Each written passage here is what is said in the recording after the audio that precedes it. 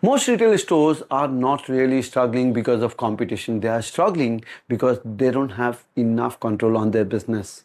If you can't predict your sales, and if your team needs constant follow up, or if your store can't run properly without you, then that's not growth, that's dependency.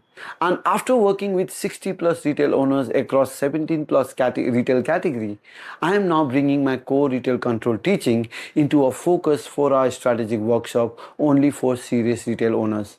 And in this workshop, I'm going to show you why your store feels unpredictable, why the real issue is usually not marketing or competition, but weak visibility and weak accountability. And then I will show you the 5 key retail numbers that drives predictable sales, help you spot leakages and give you more control over your business.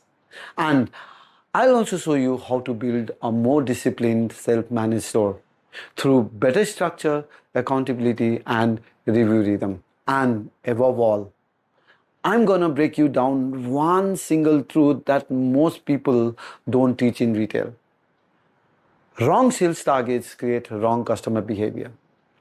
And when your people chase only value volume targets, customer experience suffers, honesty drops, and repeat customers starts reducing.